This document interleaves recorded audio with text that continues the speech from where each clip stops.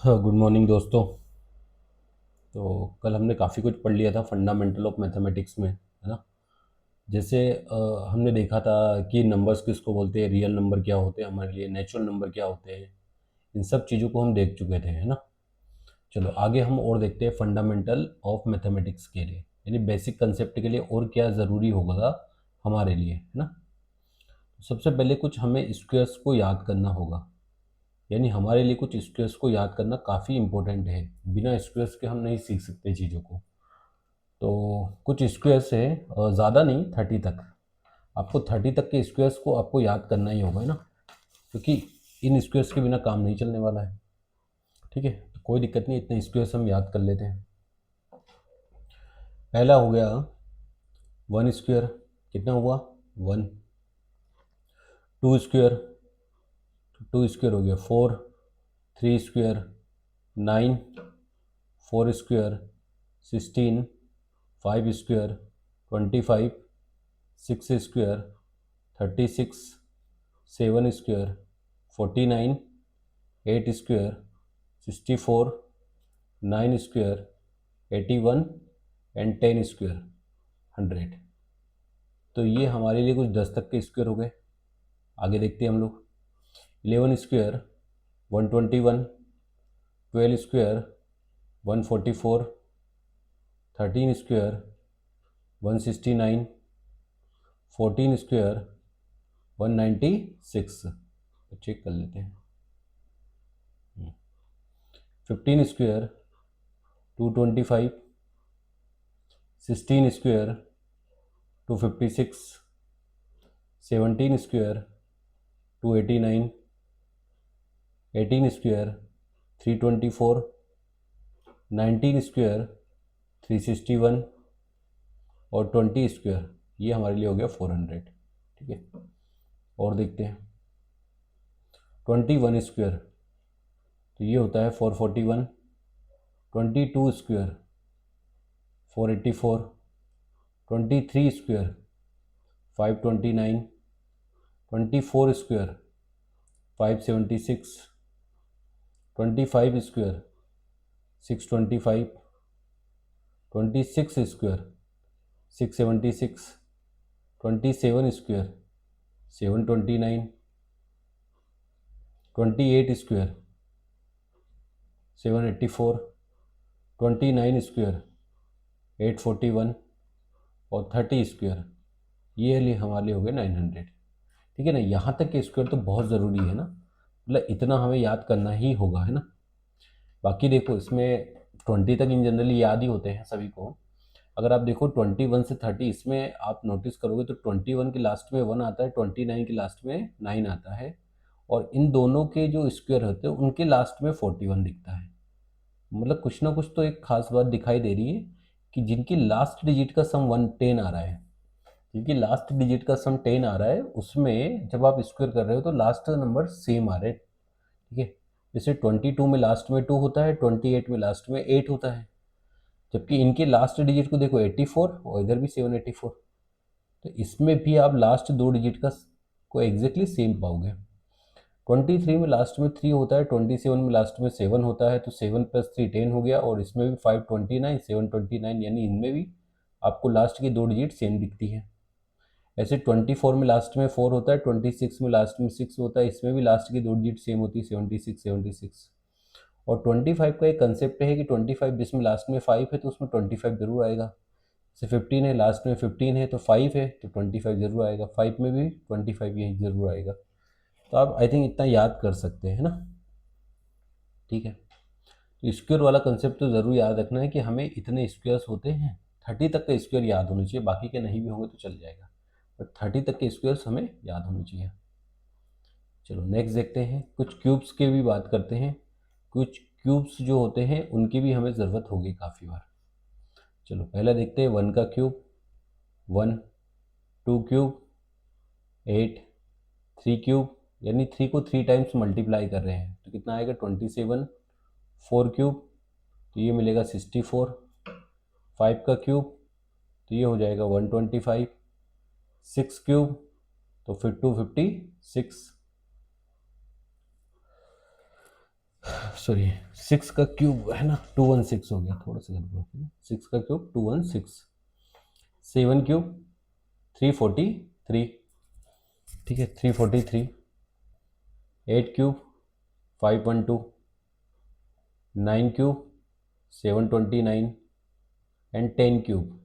तो 10 को 10 times multiply कर और 10 को 3 टाइम्स मल्टीप्लाई करोगे तो कितना जाएगा 1000। तो यहाँ से ये 1000 मिल गया। और देख लेते हैं 11 का क्यूब। 11 का क्यूब होता है 1331, 12 क्यूब 1728, 13 क्यूब 2197, 14 क्यूब 2744, 15 क्यूब 3375। तो आपको 15 तक तो आना ही चाहिए, बस बाकी का नहीं भी आएगा तो चल जाएगा, है ना। एक दो लिख देता हूँ बट आपको 15 तक ही याद रखना है। 16 क्यूब 4096, ठीक है। 17 क्यूब 4913, 18 क्यूब 5832, 19 क्यूब 6859 और 20 का क्यूब ये हो गया 8000, ठीक है। आपको इतने याद नहीं रखना है, आपको मेनली 15 तक ही याद रखना है ना, इससे ज़्यादा की ज़रूरत नहीं पड़ेगी, इन जनरली बता रहा हूँ, है ना। और क्यूब्स का मतलब क्या होता है, जैसे अगर आपने बोला है कि a पावर n, इसका मतलब हम a को n टाइम्स मल्टीप्लाई कर रहे हैं, ये आपको दिखा रहा है। तो अगर मैं किसी का क्यूब बोल रहा हूँ, यानी 4 का मैंने क्यूब बोला, इसका मतलब मैं 4 का 3 टाइम्स मल्टीप्लाई कर रहा हूँ। तो ये कितना मिलेगा, 4 इंटू 4 16, 60 इंटू 4 64। तो ये हमें दिखा रहा है इस तरह से, ठीक है। तो एक तरह से इसमें जो नंबर 4 है ये बेस की तरह काम कर रहा है, और ये जो 3 है ये एक्सपोनेंट्स की तरह काम कर रहा है। तो a to the power n, इसमें a हमारे लिए बेस होता है और n हमारे लिए क्या है, एक्सपोनेंट्स होता है। तो कुछ रूल और भी होते हैं हमारे लिए, बेसिक फंडामेंटल्स के लिए इसमें ज़रूरत होती है, उनको लिख ही लेते हैं। देखते हैं first, law of exponents. Exponents के क्या रूल होते हैं, ठीक है। तो पहला रूल, ठीक है, अच्छा पहले ही बता चुके हैं, a to the power M, जिसमें हम ए को क्या बोलते हैं, बेस, और एम हमारे जो पावर्स में दिख रहा है वो एक्सपोनेंट्स बता रहा है, ठीक है। एम अगर हमारे लिए इंटीजर है तो ये आपको ये बता रहा है कि हम ए का एम टाइम्स मल्टीप्लाई कर रहे हैं। अच्छा पहला, a to the power m into a to the power n. तो जब बेस सेम है और मल्टीप्लाई में दिखाई दे रहा है तो पावर को सीधा सीधा ऐड कर देना है। Second, a to the power m divide by a to the power n. तो बेस सेम और डिवाइड्स में है तो पावर को सब्ट्रैक्ट कर लो। थर्ड वाला, a to the power m total power n, तो पावर्स का आप क्या कर लो, multiply m into n. Fourth, a to the power zero, किसी भी पावर ज़ीरो यानी 1 आता है, ठीक है। A to the power minus m, अगर पावर नेगेटिव है तो डिवाइड्स में लाके पावर्स को पॉजिटिव बना सकते हैं। आप ऐसे भी बोल सकते हो कि अगर ए बाई बी है और उसकी पावर में माइनस एम है तो ये हो जाएगा बी बाई ए पावर में प्लस एम, इस तरह से दिखता है। इंडाइसिस के भी रूल होते हैं, nth रूट ऑफ ए, ये अगर हमें दिखाई दे इस तरह से, है ना, इसको हम लिख सकते हैं a to the power 1 by n. अच्छा एन की वैल्यू अगर कुछ नहीं लिखी हुई है तो 2 सपोज करते हैं, यानी जब भी एन कुछ नहीं दिखेगा तो उस केस में कहाँ होगा, 2 हो जाएगा यहाँ पे, ठीक है। अब एक और देखते हैं, nth root of a into nth root of b, दोनों का इंडाइसिस सेम है तो nth root of a b ये मिल जाएगा हमारे पास। और आप इसी को लिख सकते हो a b whole power 1 by n, इस तरह से मिल जाएगा। सेम आप डिवाइड में भी कर सकते हो, क्या कर सकते हो, सेम चीज़ आप डिवाइड में भी कर सकते हो। nth root of a, nth root of b, तो आप एक साथ लगा सकते हो nth root of a by b, यानी ये हमें दिखेगा a by b whole power 1 by n, ठीक है। तो nth रूट कुछ है नहीं, बस वो इंडाइसिस को बता रहा है कि उसकी कौन सी इंडाइसिस वैल्यू है जिसके लिए वो बाहर आ सकता है। जैसे अगर मैंने यहाँ लिखा हुआ क्यूब रूट ऑफ 8, तो 3 हमें इंडाइसिस वैल्यू ये बता रहा है कि अगर इसके अंदर, रूट्स के अंदर, अगर कोई भी नंबर 3 टाइम्स दिखाई दिया तो एक बार हम उसको बाहर कर सकते हैं। ये होता है इंडाइसिस का मतलब। ठीक है, ओके। अच्छा, इसमें एक कन्फ्यूज़न होता था कि अभी कल लास्ट क्लास में बोला था कि अंडर रूट की वैल्यू नेगेटिव नहीं होती है, हालांकि अंडर रूट में नेगेटिव नहीं रख सकते हैं, इवन वाले अंडर रूट में नेगेटिव नहीं रख सकते हैं, बट ओड वाले के अंदर नेगेटिव रख सकते हैं। जिससे अगर मैं बोलूँ क्यूब रूट ऑफ -8, क्या ये लिखना अलाउ है? हाँ, ये लिखने अलाउ है। क्यों? क्योंकि -8 को आप -2 इंटू -2 इंटू -2 लिख सकते हो। क्या आपको -2 3 टाइम्स दिखाई दे रहा है? हाँ, तो आप -2 को बाहर कर सकते हो। तो जब भी कोई 3 सिमिलर टाइप्स के नंबर दिखाई देंगे तो इंडाइसिस से क्या होंगे? बाहर आ जाएंगे। ठीक है, आई होप क्लियर हो गया होगा ये। ओके, और देखते हैं।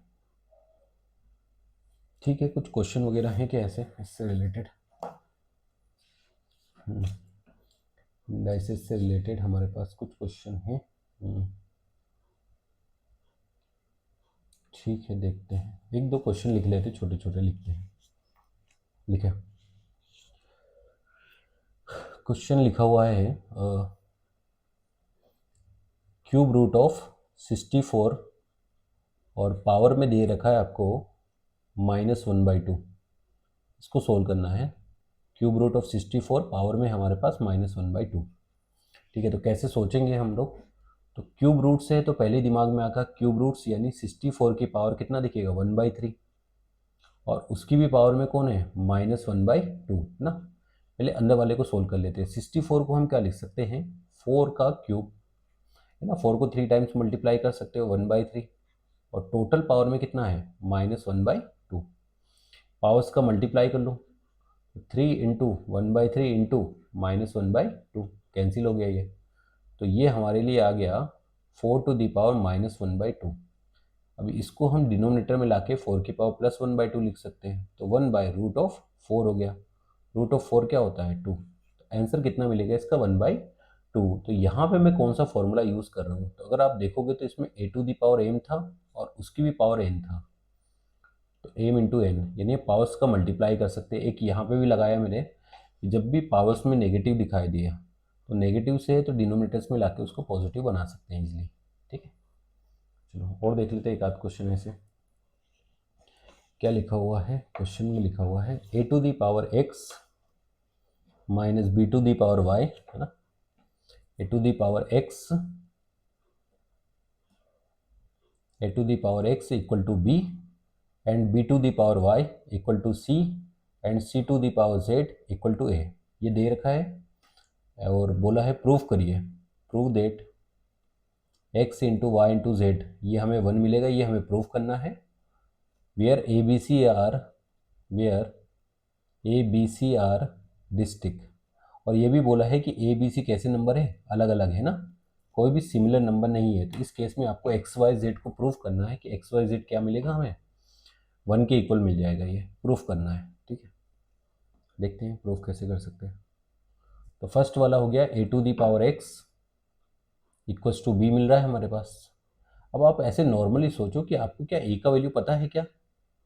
हाँ, ए का वैल्यू हमें पता है कितना है। A equals to c to the power z. तो ये जो ए दिख रहा है इसके प्लेस पर आप रिप्लेस कर लो सी टू दी पावर जेड। हमें रूल भी पता है कि जब पावर्स की पावर दिखाई दे तो मल्टीप्लाई करना है। तो c to the power x into z, तो ये हो जाएगा बी। क्या आपको सी का वैल्यू पता है क्या? तो अगर आप देखोगे, नोटिस करोगे तो सी का वैल्यू भी हमें पता है, B to the power Y है। तो इस सी को रिप्लेस कर लो B to the power Y से। Total power X Z equal to B to the power 1। Compare करो इसमें पावर्स को, तो ये बी टू दी पावर कितना मिलेगा? X y z. और ये मिला b to the power 1। Powers को कंपेयर करेंगे तो x y z equals to 1। ये प्रूव हो गया हमारे लिए। ठीक है, तो ईजी है, ऐसा नहीं है कि प्रूव नहीं कर सकते, चीज़ों को प्रूव कर सकते हैं, बट क्या करना होगा उसके लिए थोड़ा सोचना पड़ेगा आपको, है ना। ठीक है, और देखते हैं ना, एक्सपोनेंशियल वाले कुछ क्वेश्चन और देख लेते हैं। हम्म एक क्वेश्चन और लिख रहे हैं। क्या है क्वेश्चन हमारे पास? क्वेश्चन में दे रखा है,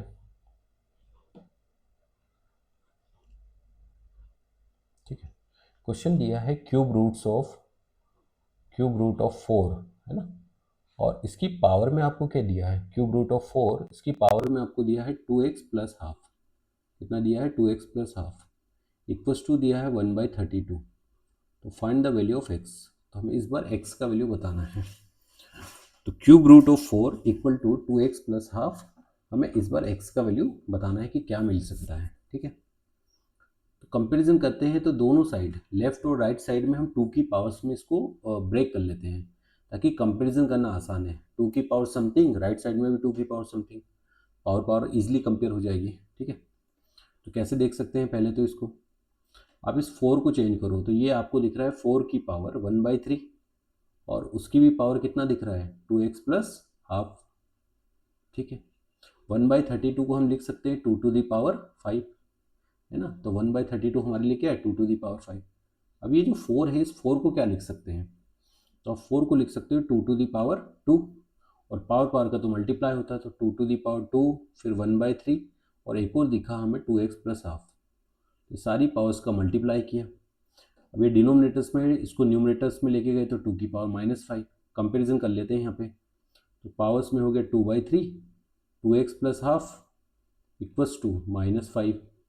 कुछ कैंसिल आउट वगैरह हो रहा है, तो यहाँ से देखते हैं 2x plus half equals to, अच्छा 3 को डिवाइड्स में है, इधर मल्टीप्लाई में करो तो 3 5 ज़ा 15, और 2 से डिवाइड कर लिया। आगे देखते हैं इसको, तो ये मिलेगा 2x इक्वल टू -15/2, हाफ को भी इधर शिफ्ट कर लिया, तो ये मिला 2x 15/2, 1/2 16/2, तो 8 हो जाएगा।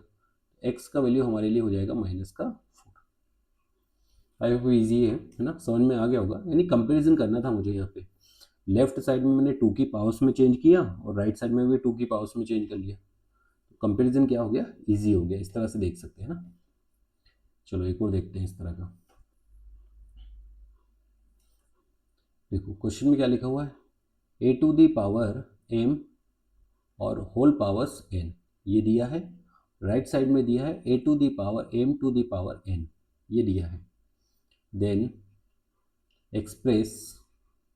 Express m in terms of n, in terms of n। m को हमें n के टर्म में एक्सप्रेस करना है। कुछ कंडीशन भी दे रखी है, a 0 से ज़्यादा है, a 1 के इक्वल नहीं है, m 0 से 1 से ज़्यादा और n 1 से ज़्यादा है ना। कुछ कंडीशन दे रखी है क्योंकि रूट के अंदर हम नेगेटिव नहीं रखते हैं। ओके, पहला चीज़ देखो, इसको पहले वाला जो दिख रहा है उसमें ब्रैकेट लगा हुआ और दूसरे वाले में ब्रैकेट नहीं लगा हुआ है ना। एक कन्फ्यूज़न ये होता है लोगों को, क्यों इन दोनों को सेम समझ लेते हैं, है ना, बट ये दोनों सेम नहीं है। इसमें a to the power m n times लिखा हुआ है ना। इसका क्या मतलब हुआ, ये जो लिखा हुआ है ये हमें बता रहा है कि a to the power m को हमने कितनी बार लिखा हुआ है, a to the power m जो है ये हमारा n टाइम्स लिखा हुआ है।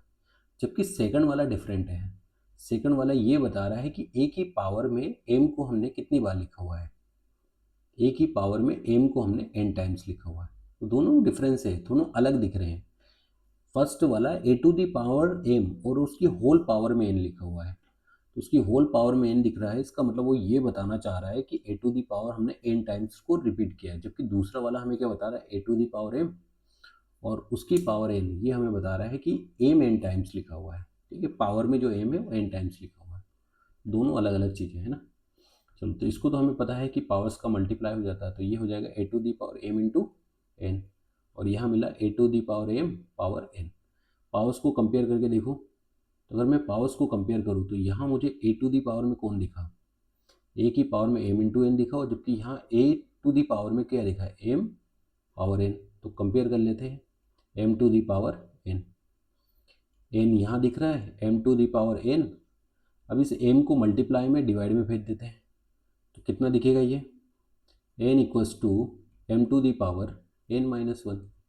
अच्छा, जब भी पावर्स m पर है और मुझे राइट से लेफ्ट में पावर को शिफ्ट करना है, तो पावर राइट से लेफ्ट में शिफ्ट होके n है तो ये 1/n हो जाएगा, बस इतना हो गया। यही उसने बोला है क्वेश्चन में कि m को रिप्लेस करना है, m को किसके फॉर्म में, तो m को हमें n के फॉर्म में रिप्लेस करना है, तो ईजिली हम रिप्लेस कर सकते हैं इस तरह से। ठीक है, आई होप क्लियर हो गया होगा, है ना। और देख सकते हैं कि इस तरह के क्वेश्चन। चलो कुछ क्वेश्चन और देख लेते हैं।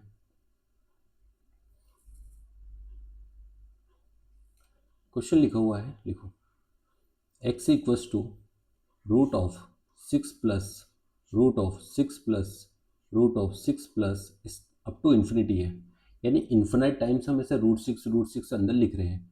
तो जब भी कुछ ऐसा क्वेश्चन आ जाए, तो जब भी कोई इन्फिनाइट टाइप से है, तो इन्फिनाइट टाइप की चीज़ों में से कुछ निकालने से कोई फ़र्क नहीं पड़ता है। जैसे इन्फिनाइट क्या होगा, समुद्र का पानी ना, ओशन का पानी है।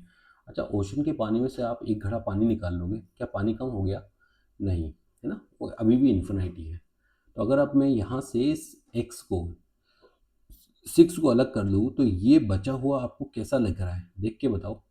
क्या आपको ऐसे लग रहा है root 6 plus root 6 plus root 6 plus root 6 up to infinite है? तो सेम ही तो है ये। तो ये वापस से आपको एक्स जैसा ही दिखाई देगा। स्क्वेयरिंग करते हैं दोनों साइड। अच्छा, दोनों साइड स्क्वेयरिंग करेंगे तो कैसा दिखेगा, x square equal to 6 plus x.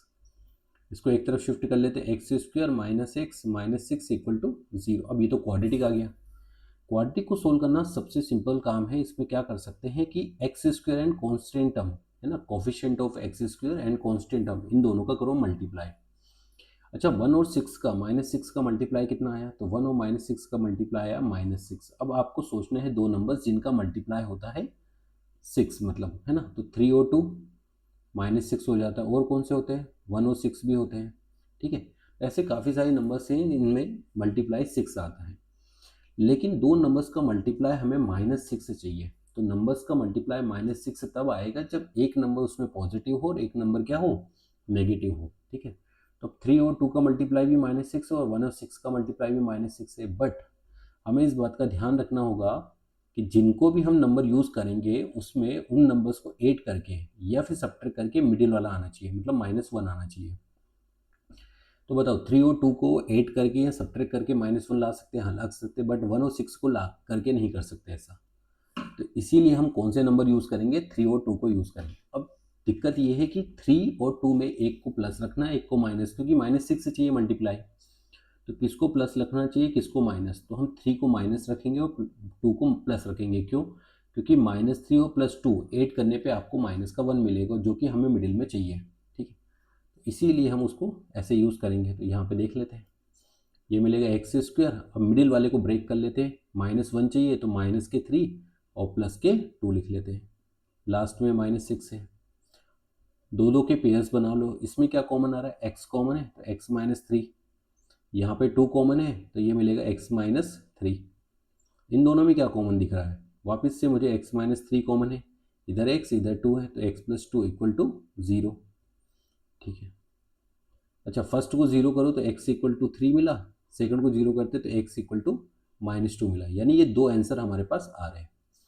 But problem क्या है कि हम दोनों का आंसर मान ले, नहीं, दोनों को हम आंसर नहीं मान सकते, क्योंकि ओरिजिनल क्वेश्चन जो था वो x equal to root of something था, और रूट, इवन वाले रूट की वैल्यू नेगेटिव नहीं आती, पहले भी बता चुके हैं। तो आपका जो आंसर होगा वो 3 ज़रूर होगा, बट -2 आपका आंसर नहीं होगा। यानी ये, इसमें दो आंसर आ रहे हैं, बट इसमें से एक रिजेक्ट हो जाएगा। कौन सा रिजेक्ट हो जाएगा, -2 रिजेक्ट हो जाएगा, क्योंकि original question x equal to root of something था, रूट की वैल्यू नेगेटिव आ नहीं सकती है, इसलिए वो क्वेश्चन क्या होगा, रिजेक्ट हो जाएगा। आई होप क्लियर हो गया होगा, है ना। तो ये बेसिक में यही सब चीज़ आते हैं।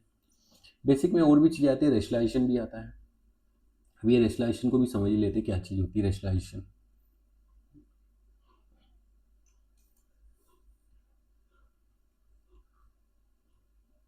रेशनलाइजेशन,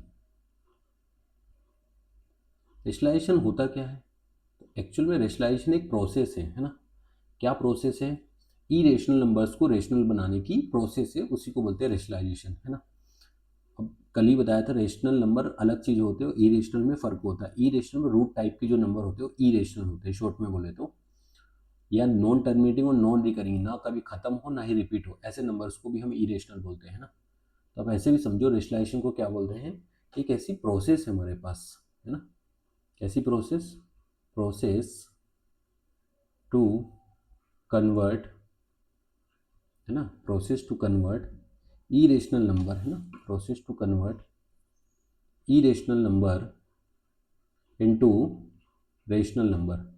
इरेशनल नंबर्स को रेशनल नंबर्स बनाने की जो प्रोसेस है उसी को रेशनलाइजेशन बोलते हैं। जैसे एक एग्जांपल से बोलते हैं कि मेरे पास एक नंबर है √2, √2 तो एक इरेशनल नंबर है, अब मुझे इसको रेशनल बनाना है, तो क्या करना चाहिए, √2 को √2 से मल्टीप्लाई कर लो तो 2 आ गया। यानी रेशनल बनाने के लिए √2 को अगर मुझे रेशनल बनाना है, एक रेशनल नंबर बिना रूट वाला नंबर बनाना है, तो मुझे कोई √2 से ही मल्टीप्लाई करना है। तो एक ऐसा प्रोसेस जिसमें इरेशनल नंबर्स को रेशनल बना दे, इस प्रोसेस को बोलते हैं रेशनलाइजेशन। ईजी है, मतलब किसी ने चीज़ से मल्टीप्लाई करना होगा।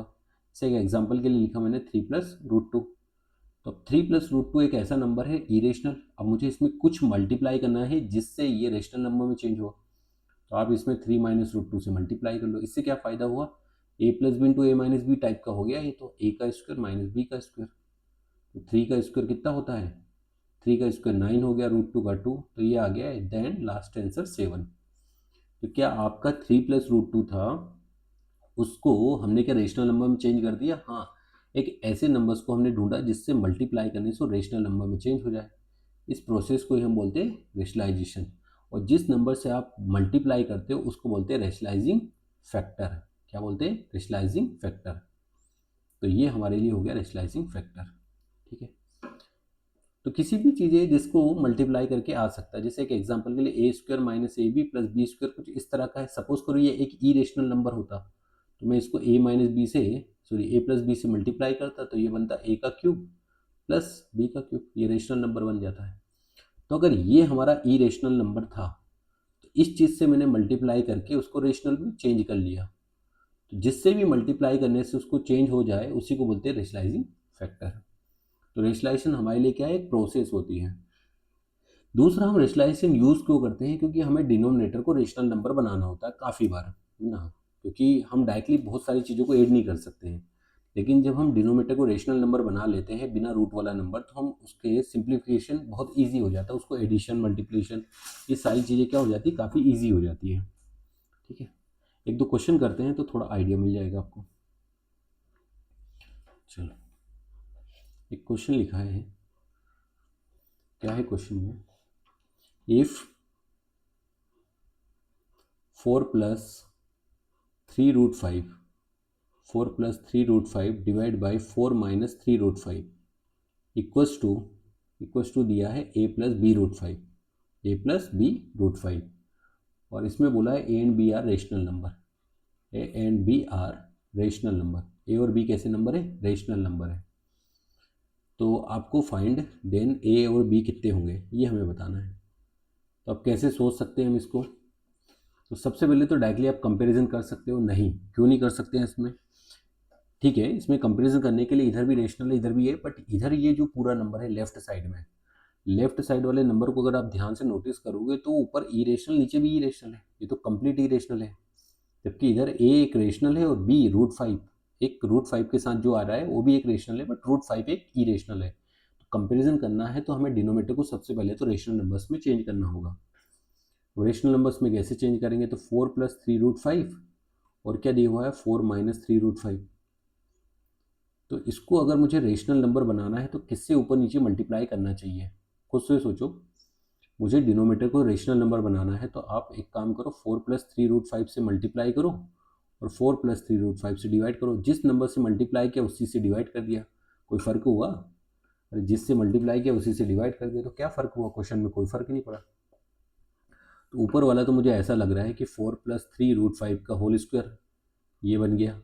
डिवाइड वाले को देखते हैं हम लोग। डिवाइड वाले में दिख रहा है a - b into a + b type का, तो ये हो गया a का स्क्वायर माइनस b का स्क्वायर।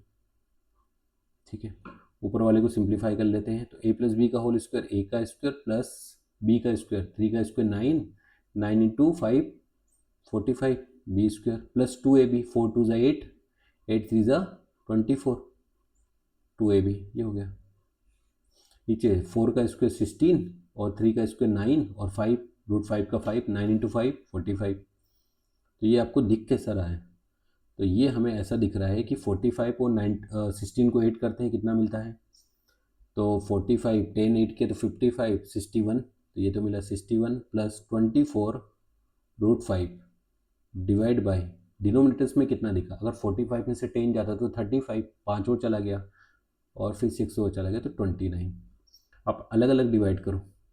पहले 61 को डिवाइड करते हैं, तो 61 को 29 से डिवाइड किया तो 61 डिवाइड बाई 29।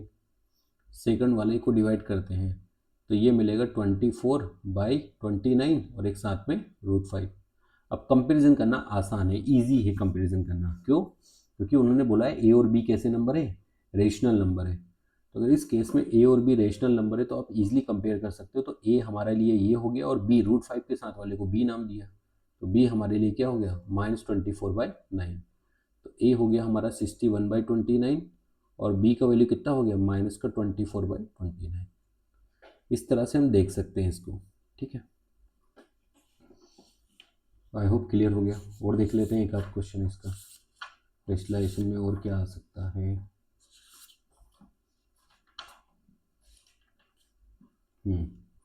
चलो, और भी टाइप के कुछ क्वेश्चन आते हैं, जैसे एक और लिखो।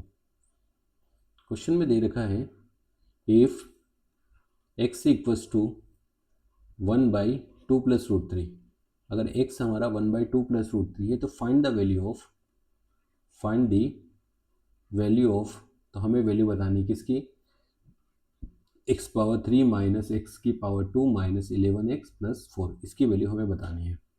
ठीक है, अब कुछ लोग सोच रहे हो कि चलो ठीक है सर, ये इसकी वैल्यू बतानी है तो आप x की जगह पे ये रख दो 1/। क्या आप इस तरह का अजीब सा नंबर रख सकते हो क्या? अगर आप इस अजीब से नंबर को रखोगे तो उसका क्यूब करोगे, फिर बाद में उसका स्क्वायर करोगे, बहुत कॉम्प्लिकेटेड हो जाएगा। तो इसीलिए सबसे पहले तो इसको थोड़ा सिंप्लीफाई करके लिखो। तो x इक्वल्स टू हमारे पास दिखाई दे रहा है 1/2 + √3। तो रेशनलाइजेशन कर लेते हैं, 2 - √3 से मल्टीप्लाई, 2 - √3 से डिवाइड किया तो कितना मिलेगा, न्यूमरेटर मिलेगा 2 - √3 डिवाइड बाई, देखो a + b × a - b, तो a² - b², ये तो 1 हो गया। तो ये हमारे लिए हो गया 2 - √3। अब जब भी ऐसा कुछ क्वेश्चन आ जाए उसमें ट्राई करते हैं हम लोग रूट को गायब करने का। ऐसे क्वेश्चन में रूट को कैसे गायब कर सकते हैं, तो ये x2 को लेफ्ट में शिफ्ट करते हैं तो ये मिला -√3, स्क्वेयरिंग कर लेते हैं दोनों साइड, लेफ्ट का स्क्वायर राइट का स्क्वायर, इसका स्क्वायर करेंगे तो x², 4 - 4x √3, 3 मिलेगा। वन साइडेड शिफ्ट करो तो x² - 4x + 1 = 0, ये हमारे पास आ गया। यानी जिस x की वैल्यू 1/2 + √3, उसी का थोड़ा स्क्वेयर वगैरह करके हमने एक नया टर्म बना लिया कि अगर वो वैल्यू ये x अगर ये होगा तो ये कंफर्म चीज़ होगी कि ये 0 आएगा। मतलब किस चीज़ को हम 0 बना रहे हैं, यानी रूट गायब हो गया। तो इससे एक बात पता चली कि अगर x वैसा कुछ रहा 1/2 + √3 टाइप का, तो एक कंफर्म होगा कि x² - 4x + 1 कंफर्म 0 आएगा। अब आपको एक फॉर्मूला और आता होगा, dividend equals to divisor into quotient. लिखने की जगह नहीं है, कैसे लिखूँ इसको। डिविडेंड इक्वल टू होता है डिवाइजर इंटू कोशेंट प्लस क्या होता है, रिमाइंडर। ठीक है, तो कुछ वैल्यू हमें पता है, तो एक काम करो ना, आप डिविडेंड किसको मानो, जिसकी वैल्यू आपको निकालनी है उसको हम क्या मानते हैं, डिविडेंड मानते हैं। तो किसकी वैल्यू हमें निकालनी है, x⁻³ - x⁻² माइनस का 11x + 4, इसको डिविडेंड मानना है। डिवाइजर किसको मानना है, जिसकी वैल्यू आपको पता है, आपको वैल्यू पता है x² - 4x + 1, इसकी वैल्यू आपको पता है, इसको डिवाइजर मानो। क्वोशिएंट क्यू हो गया और यहाँ लिख देते रिमाइंडर जो भी आएगा। तो डिवाइजर हमने इसको मान लिया, x² - 4x + 1 को डिवाइजर मान लिया। ठीक है, तो इसको सोल्व कर लेते हैं, यानी इसी से डिवाइड करके देख लो आप क्या मिलता है आपको। चलो डिवाइड करके देखते हैं। तो ये मिला x² - का 4x प्लस का 1, इससे हम डिवाइड करते हैं डिविडेंड को, x⁻³ माइनस का x² माइनस का 11x + 4, इससे डिवाइड करके देखते हैं क्या मिलता है। तो सबसे पहले तो हमने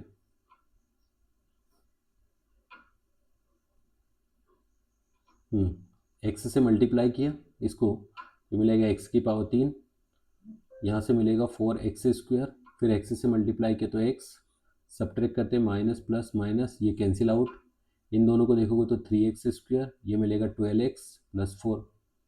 चलो अब किससे मल्टीप्लाई करें इसको, तो 3x से मल्टीप्लाई कर लो। सबसे पहले 3 से मल्टीप्लाई कर लेते हैं, तो कितना मिलेगा, ये 3x² माइनस का 12x प्लस का 3, सब्ट्रैक्ट करो माइनस प्लस माइनस, ये कैंसिल 4 - 3 1 आ गया। तो आप ऐसे समझ सकते हो कि यहाँ से डिविडेंड मतलब मुझे वैल्यू निकालनी थी इसकी x की power 3 minus x square minus का 11x प्लस का 4 डिविडेंड था और डिवाइजर मेरा 0 है, तो रिमाइंडर मेरा कितना आ रहा है 1, यानी इसी की वैल्यू 1 के इक्वल आ रही है। तो जब भी कुछ अजीब सा क्वेश्चन दे रखा हो और x इक्वल टू कुछ समथिंग टाइप का दे रखा हो तो हमें वैल्यू निकालना इजी इस तरह से निकाल सकते हैं। ठीक है,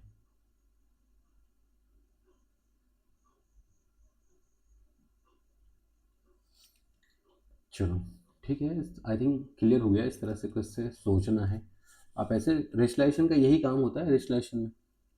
अगर आपको रेशलाइजेशन आता है तो इस तरह से क्वेश्चन कर सकते हैं हम लोग। ठीक है, चलो एक और क्वेश्चन कर लेते हैं रेशलाइजेशन से, और आइडिया मिल जाएगा आपको कि और कैसे क्वेश्चन हो सकते हैं रेशलाइजेशन के लिए। एक क्वेश्चन और लिखते हैं। क्वेश्चन है हमारे पास, if x equals to 3 minus 2√2, x मेरा ये है, फाइंड, मुझे वैल्यू निकालनी है एक्स स्क्वायर प्लस 1/x², इसकी वैल्यू हमें बतानी है। ठीक है, यानी x हमारे पास इस तरह से दे रखा है और हमें एक्स स्क्वायर प्लस 1/x² की वैल्यू निकालनी है।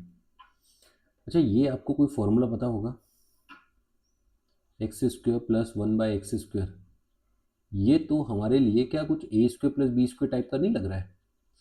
देखो जैसे ये इस तरह से दिख रहा होगा, a² प्लस b² टाइप का लग रहा है। ये तो क्या होता है a² प्लस b², तो ये होता है a प्लस बी का whole square minus twice ab। तो अगर कोई हमसे पूछ रहा है कि मुझे x का स्क्वायर प्लस 1/x का स्क्वायर चाहिए, x का स्क्वायर प्लस 1/x का स्क्वायर मुझे चाहिए, तो मैं क्या करूँगा, मैं x प्लस 1/x का होल स्क्वायर निकाल लेता हूँ minus twice a into b, यानी कैसे भी मुझे x प्लस 1/x निकालना है। चलो पहले तो x को देखते हैं कि दिखता कैसा है x। ठीक है ना, यही लिया है ना, हाँ ठीक है। तो x हमारा कुछ इस तरह का दिखाई दे रहा है, तो x में 1/x को ऐड करके देखते हैं कितना मिलता है। x तो हो गया 3 माइनस 2√2 और 1/x कितना हो जाएगा, इसी का उल्टा करके लिखो 3 माइनस 2√2।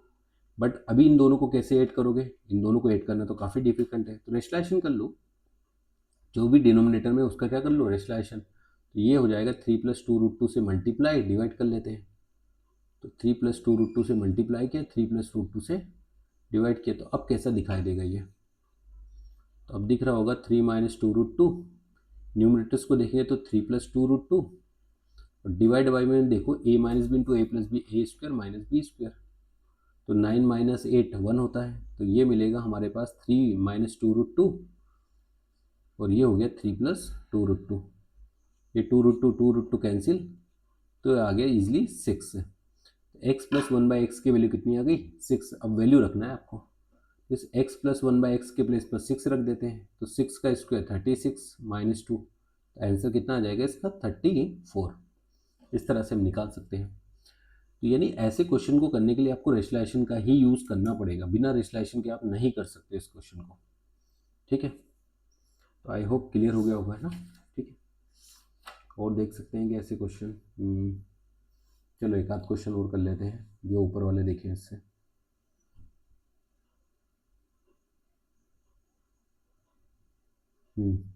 अच्छा, इसमें एक और टाइप का दिखता है, फ्रैक्शन टाइप के। अच्छा, एक दो तीन टाइप के फ्रैक्शन होते हैं। फ्रैक्शन में एक होता है प्रॉपर फ्रैक्शन, एक होता है इम्प्रॉपर फ्रैक्शन और एक होता है कंटिन्यूस फ्रैक्शन। प्रॉपर इम्प्रॉपर तो बहुत इजी है। प्रॉपर फ्रैक्शन, तो प्रॉपर फ्रैक्शन आप किसको बोल सकते हो, तो जैसे लिखा 3/5 if numerators is less than denominators, अगर आपका न्यूमरेटर्स डिनोमिनेटर से कम है तो आप ऐसे फ्रैक्शन को बोलते हैं प्रॉपर फ्रैक्शन। दूसरा होता है इम्प्रॉपर फ्रैक्शन। इम्प्रॉपर फ्रैक्शन, इसका क्या मतलब हो गया, अगर आपका न्यूमरेटर्स ज़्यादा है और डिनोमिनेटर्स कम है ना, तो इसको बोलते हैं numerators is greater than denominators, तो ये हमारे लिए हो गया इम्प्रॉपर फ्रैक्शन। और एक होता है कंटिन्यूस फ्रैक्शन। कंटिन्यूस फ्रैक्शन, तो कंटिन्यूस फ्रैक्शन में क्या होगा, वो चलता जाएगा, जैसे लिखा हुआ है 2 प्लस 1/2 प्लस 1/2 प्लस 1/2 प्लस, इस तरह से अगर कंटिन्यूस दिखाई दे तो इस तरह के फ्रैक्शन को हम बोलते हैं कंटिन्यूस फ्रैक्शन। ठीक है, तो जितने भी फ्रैक्शन होते हैं उसमें हम ट्राई करते हैं कि प्रॉपर फ्रैक्शन बन जाए। अब इसमें कैसे क्वेश्चन आते हैं, तो एक छोटा सा क्वेश्चन में लिख के बता देता हूँ कैसे। ठीक है, अब लिखा हुआ है इफ 29/12 29/12 जो है can be represent in the form of इसको अगर मैंने ऐसे फॉर्म में लिख दिया a+1/b+1/c+1/d, इस तरह के फॉर्म में लिख दिया, जिसमें उन्होंने बोला है ABCD belongs to real number, कुछ भी रियल नंबर हो सकते हैं, है ना, सॉरी नेचुरल लिखा हुआ, रियल नहीं है, नेचुरल नंबर। तो find a³ + b³ find a³ + b³ + c³, इसकी वैल्यू मुझे पता करनी है। ठीक है, कैसे पता कर सकते हैं ना, उन्होंने पहले तो बोला है कि 29/12 को हम इस तरह से रिप्रेजेंट कर सकते हैं, तो आप इसमें ABCD की वैल्यू निकाल लो, बाकी तो आ ही जाएगा। तो ठीक है, 29/12, अच्छा बताओ 29 कितनी बार 12 से चला जाएगा, 2 बार तो चला ही जाएगा। 29 2 ज़ा 12 2 ज़ा 24 आया ना, तो 5 बज गए यहाँ पे, तो 5 बज गया /12। ठीक है, तो ये तो 2 तो पूरी तरह से डिवाइड हुआ। अब ये 5 ऊपर है ना, इसको नीचे लिख दो, 12/5 ऐसे कर दो इसको। ये कितना मिलेगा, 2 ऊपर 1, 12 को 5 से डिवाइड करके देखना कितना आता है, तो 2 बार तो ये भी चला जाएगा। ठीक है, एक बचेगा 1/5। तो 12/5 में अगर हम देखें, है ना, 29/12 ही है ना, हाँ 29/12 है, तो 29 मतलब 12 से अगर हम डिवाइड करें तो 12 2 ज़ा 24, अगर 24 आ रहा है तो 5 बच गए हैं, है ना। और 5 को अगर आप नीचे लिखोगे 12/5, 12 को अगर 5 से डिवाइड करें तो 2 पूरा चला जाएगा। ठीक है, बचेगा 2, ये मिल जाएगा यहाँ से। और थोड़ा सिंप्लीफाई कर लेते हैं, तो 2 होल 1/2 होल 1/, अच्छा ये 2 जो है 2/5 है, इसको ऐसे लिख देते 5/2। ठीक है, तो अगेन आप देखो 2 होल 1/2 होल 1/5/2 कितना होता है, तो 2 टाइम्स तो पूरा जाएगा, फिर 1/2 आया। अब कंपेयर करके आप देख सकते हो ABCD सब मुझे 2 ही दिख रहा है, तो अगर ABCD सब मुझे 2 ही दिख रहा है, तो A का क्यूब प्लस B का क्यूब प्लस C का क्यूब कितना आ जाएगा, तो 2 का क्यूब 8 + 8 + 8, तो 8 कितनी बार दिखाई दे रहा है, 3 टाइम्स दिखाई दे रहा है, तो 8 × 3 कितना हुआ, 24, इसका आंसर आ जाएगा 24। यानी जब क्वेश्चन फ्रैक्शन में दे रखा हो ना, तो इस तरह से हम उसका यूज़ कर सकते हैं। ठीक है, ठीक है, तो आई थिंक क्लियर हो गया ये सब चीज़ें। ओके, अच्छा बेसिक में एक और चीज़ आती है, फ्रैक्शन बनाना। ठीक है ना, बेसिक जब हम देखते हैं तो उसमें फ्रैक्शन बनाना भी आता है। अब जैसे मैंने क्वाड्रेटिक का तो थोड़ा आइडिया बता ही दिया था कि क्वाड्रेटिक में फैक्टर कैसे करते हैं। तो अगर कोई क्वाड्रेटिक दिख रहा है x² + bx + c, अगर मुझे इसके फैक्टर करने हैं तो सबसे पहले मैं a और c का मल्टीप्लाई करूँगा। अच्छा, जैसे ही मैं a और c का मल्टीप्लाई करूँगा, देन मुझे 2 नंबर्स फाइंड करने हैं जिनका मल्टीप्लाई तो a × c आए, बट उनको ऐड या फिर सब्ट्रैक्ट करने से मिडिल वाला आ जाए, बस हो जाएगा, फिर फैक्टर हो जाते हैं इस तरह से। चलो कुछ क्वेश्चंस कर लेते हैं, इससे थोड़ा आइडिया मिल जाएगा।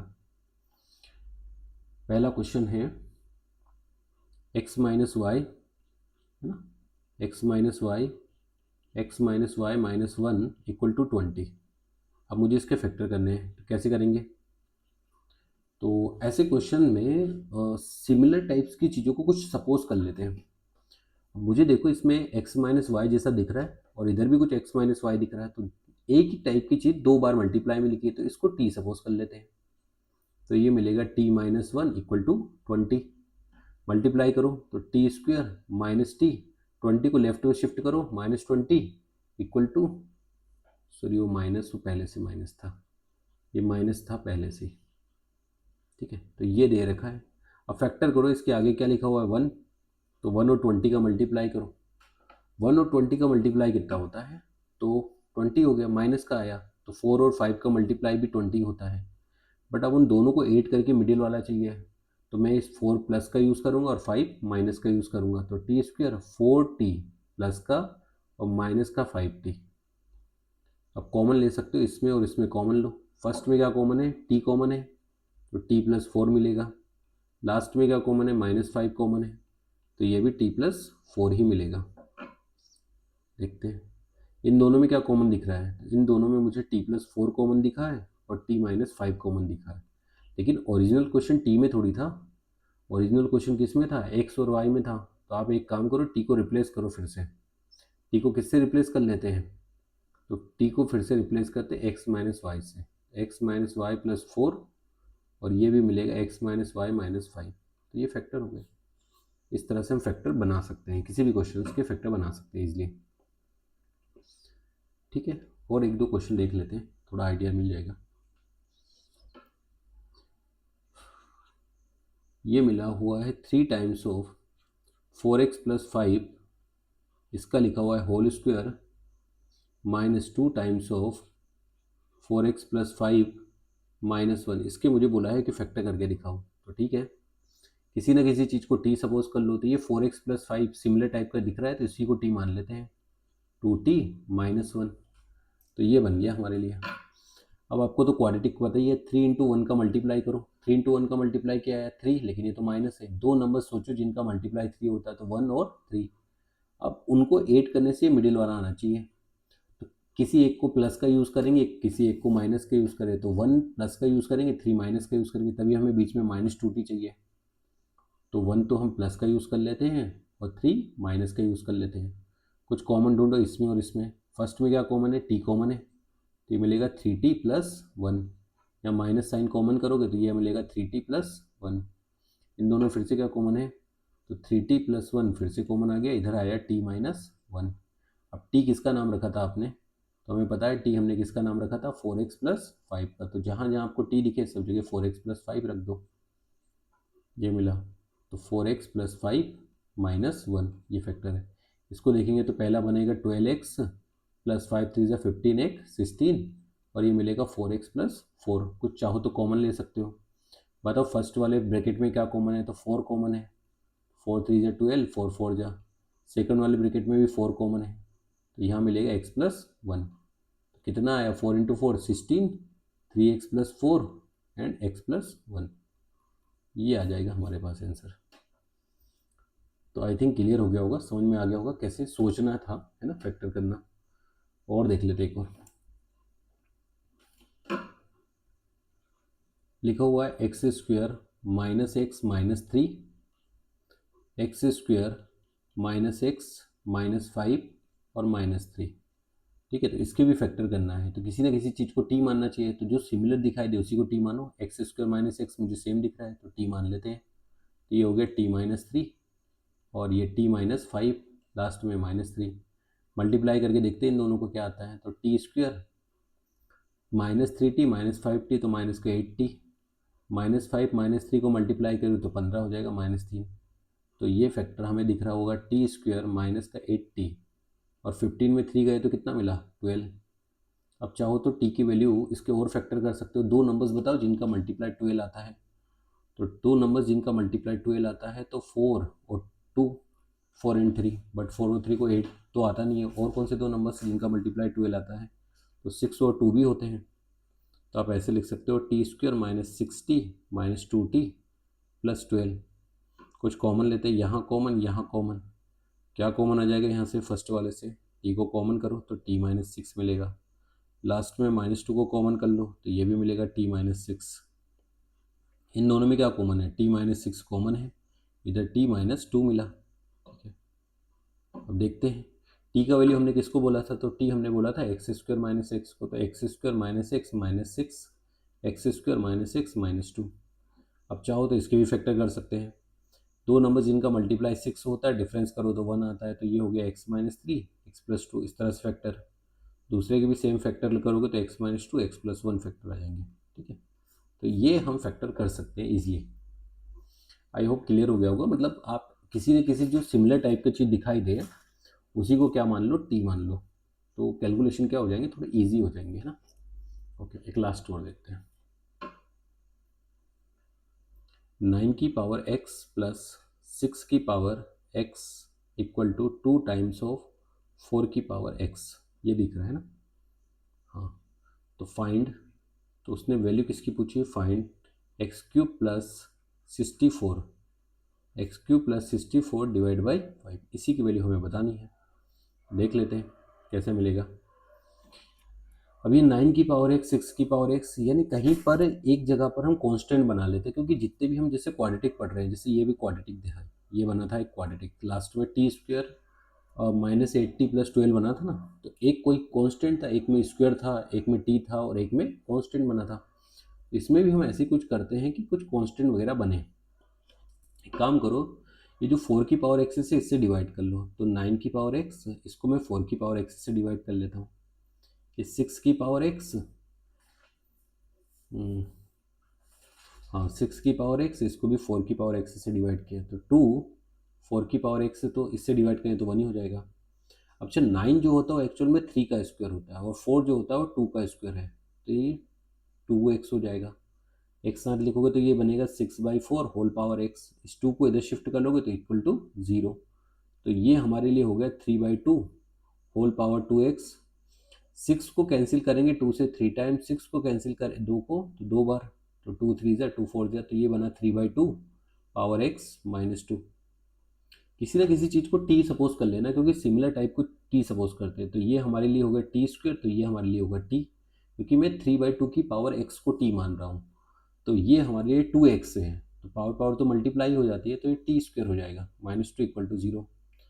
अब क्वाड्रेटी के दो नंबर जिनका मल्टीप्लाई 2 होता है, डिफरेंस करो या 8 करने से बीच वाला नंबर आ जाता है 1, तो फैक्टर तो ईजिली t+2 और t - 1, ये फैक्टर मिल गए। तो पहले को 0 करेंगे तो कितना मिलेगा, तो फर्स्ट को 0 करेंगे तो t = आ जाएगा -2, और सेकंड को 0 करेंगे तो t = कितना आ जाएगा 1।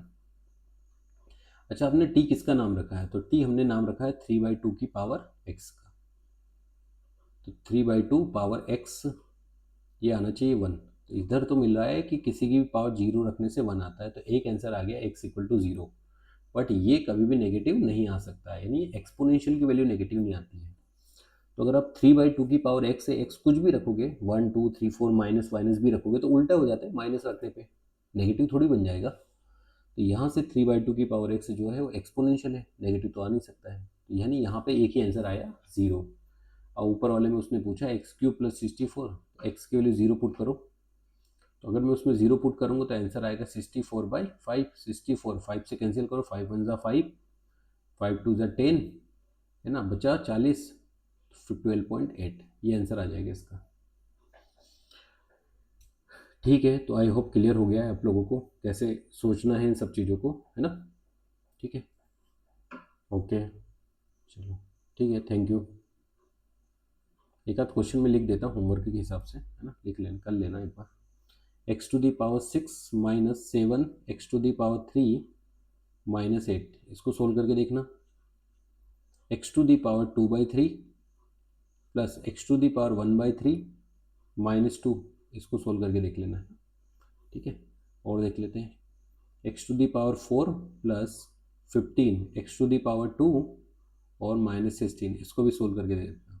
थोड़ा हिंट दे देता हूँ, फर्स्ट वाले में आपको करना क्या है, x⁻3 को t सपोज करना है, सेकंड वाले में x⁻1/3 है उसको t सपोज करना है, और थर्ड वाले क्वेश्चन में x² को t सपोज करना है, तो कुछ क्वाड्रेटिक जैसा बन जाएगा, है ना। तो ऐसे आप आगे सोल्व कर सकते हो, मतलब फैक्टर वगैरह बना सकते हो। ठीक है, चलो ओके, थैंक यू।